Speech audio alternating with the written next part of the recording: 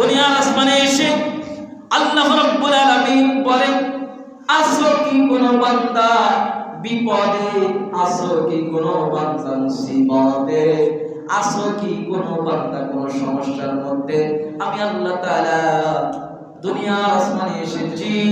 তুমি যদি আজকে আমি রবের কাছে চাও, আমি তোমার চাওয়াকে কবুল করে নিব।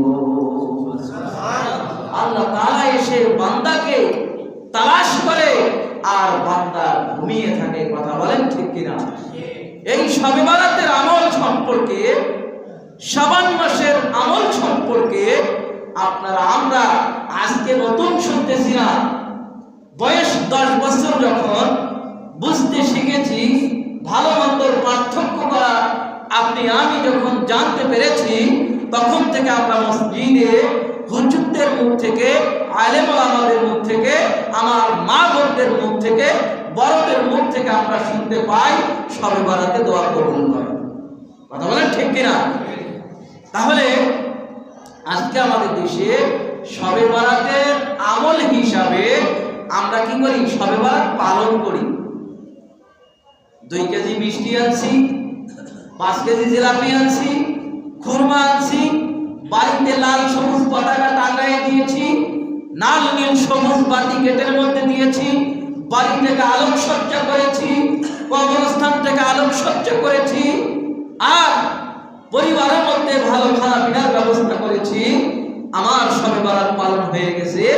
আর আল্লাহ রাসূল সাল্লাল্লাহু আলাইহি সাল্লাম ভিন্ন কথা বলে হাদিসের মধ্যে, যে এই রাতে তোমরা রাত্রেই জাগ্রত থেকে পরের দিন রোজা থাকো, আর আমি রবের কাছে তোমার কি সমস্যা চাও, তুমি মালদার হতে চাও, তোমার রোগ ভালো হয় না, আমি রবের কাছে চাও, আমি সমস্ত ডাক্তারের ডাক্তার, সমস্ত কবুরাজের কবুরাজ, তোমরা আমি আল্লাহর কাছে চাও, আমি আল্লাহ তোমার হাজত, তোমার হালত পুরা করে দেব। বলি না সুবহানাল্লাহ? আর আমরা কি করি ভাই? সেদিন ডেকোরেশন পাবেন না, লাইট পাবেন না, কারণ আমি একবার হাতিগেরা কবরস্থানের সাথেই থাকি, কয়েক বছর থেকে দেখতেছি। কারণ মা বাবা তো ঘুমিয়ে আছে অনেক অন্ধকার কবরে। মায়ের জন্য তো আল্লাহ তাআলা দোয়া শিখিয়েছেন। আল্লাহ রাসূল হাদিসের মধ্যে ঘোষণা করেছেন, হুমা জান্নাতু ওয়া নারু, পিতামাতাই তোমার জান্নাত, পিতামাতাই তোমার জাহান্নাম। আর এই পিতামাতা অন্ধকার কবরে আছে। শবে বরাতের একটা রাত্রে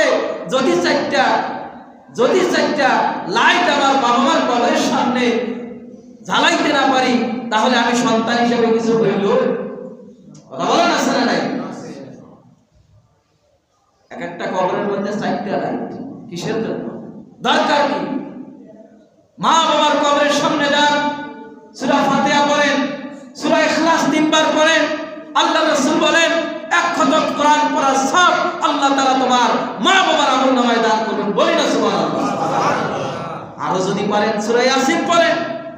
একবার সূরা ইয়াসিন পড়লে হাদিসে মুবারাকার মধ্যে এসেছে এরকম 10 থেকে 7 পারা পর্যন্ত, 7 থেকে 10 পারা পর্যন্ত সওয়াব আল্লাহ তাআলা তার আমলনামায় দান করেন। কিন্তু আমরা কি করি? গোলাপ নিয়েছি, ফুল নিয়েছি, রং বেরঙের ফুল নিয়েছি, কবরটাকে আলোকসজ্জায় সজ্জিত করেছি, গিয়ে গোলাপ আগর জল ছিটিয়ে দিলাম, ফুল দিলাম, আমি আমার মা বাবার বড় খেদমত করলাম। বলেন এরকম হয় কি হয় না? আমার আল্লাহ রাসূল সাল্লাল্লাহু আলাইহি ওয়াসাল্লাম কি এগুলি শিক্ষা দিয়েছেন? এগুলি করতে বলেছেন? বলেন নাই। কি করবে? শবে বরাতের রাতে আপনি যান, একাকী নিরালায় নির্জনে নীরবে বাবা মার কবরের সামনে দাঁড়িয়ে, আপনজনদের কবরের সামনে দাঁড়িয়ে দোয়া করেন। কবর দেখলে তো এমনিতেই তেলটা নরম হয়।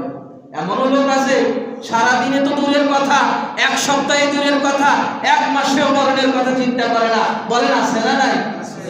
সে যে মরবে, তার যে মরণ হবে, এটা সে ভুলে গিয়েছে। এর জন্য ভাই একটু খেয়াল করেন, বোঝার চেষ্টা করেন, দুনিয়া থাকার জায়গা না।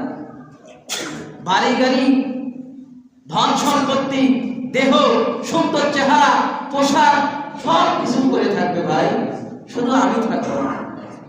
চেহারাটাকে সুন্দর না করে আমলটাকে সুন্দর করেন, কারণ এই চেহারা নষ্ট হয়েই যাবে। একটা মানুষ যখন মারা যায় দেখেন কয়েকদিনের মধ্যে তার শরীরটাকে পছন্দ করে না ভাই? 1 মাস 2 মাস 6 মাস দেখবেন শরীর একবারে মাটির সাথে মিশে যাবে। কিন্তু আপনি যদি আমল করেন, ভালো কাজের সাথে সহযোগিতা করেন, এর সব আপনি কিয়ামত পর্যন্ত পেতে থাকবেন।